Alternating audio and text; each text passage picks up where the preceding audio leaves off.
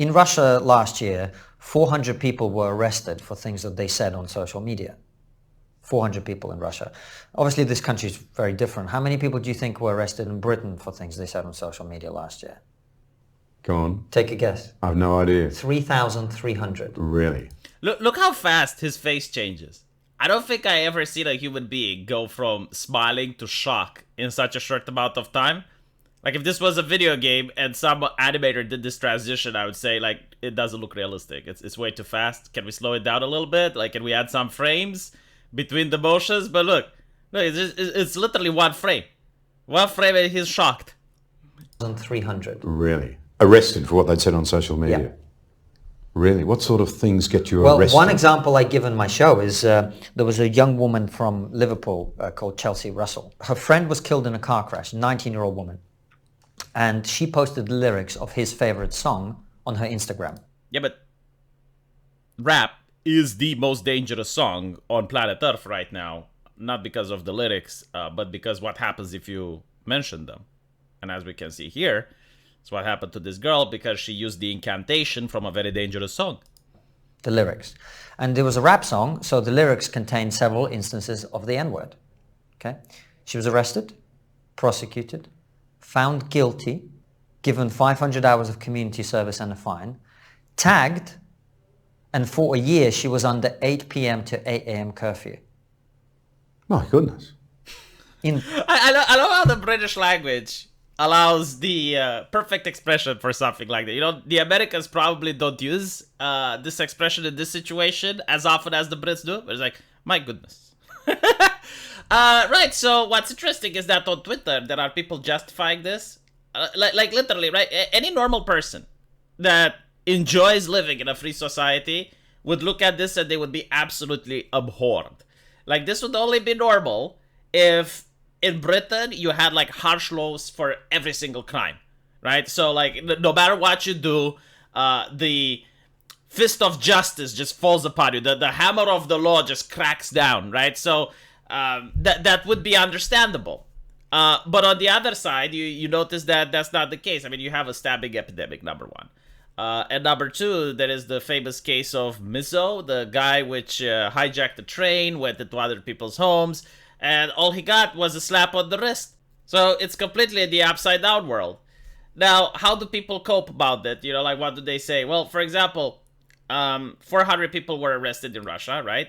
And then you have 3,300 in Britain. But then people on Twitter say, well, how many people get arrested for political dissent in Russia?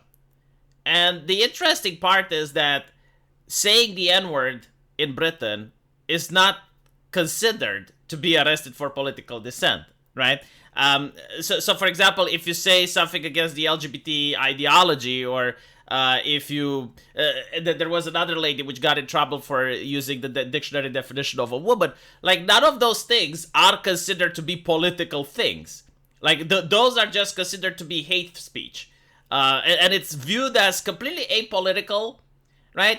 Meanwhile, in Russia, the people who get arrested for political dissent is all, well, they actually do political dissent. And by the way, I'm not making excuses for Russia. I don't think that in any society, people should be arrested for things that in the United States are considered to be protected by the First Amendment. But what I find also interesting is the technology difference between Russia and the United Kingdom, right? It's not that Russia wouldn't want to arrest more people, it's just that probably there's fewer people that have access to social media there, especially when you go into the rural villages, when you go into places that still don't have electricity. Yeah, they probably don't have internet either. So there are more potential variables which require consideration.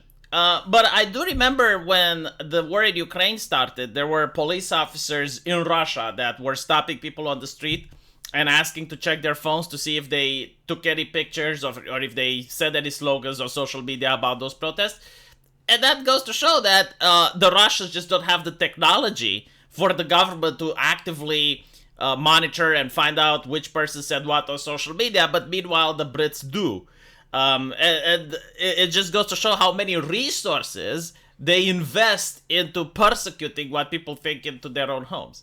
You know, like the whole thing with, since we talked about the LGBT and we're in the Pride Month now, But the whole reason that gay marriage was accomplished was with the slogan that what I do in my own home is none of your business. But apparently now what you do in your own home is the business of the world, right? So in your underwear, in your bedroom, if you type some rap lyrics, you do the clickety-clack on the keyboard, and you risk getting arrested because you caused some letters to appear on other people's screens. It's absolutely bewildering, and unfortunately, this seems to be the future. I remember a couple of years ago, not that even long, probably not even a decade ago, the mainstream media was criticizing vehemently the Chinese system, and they were very upset about it, and rightfully so, the social credit system. But we don't hear any more criticisms about it. And in fact, we noticed that during the pandemic, the Chinese system was implemented here, right? So this is apparently where things are moving. And not only that, I am concerned that people on Twitter are defending this. They're actually, that's a good thing, and it should be more. Let me know what you guys think, though, and as usual, I will see you in the comment section. Take care.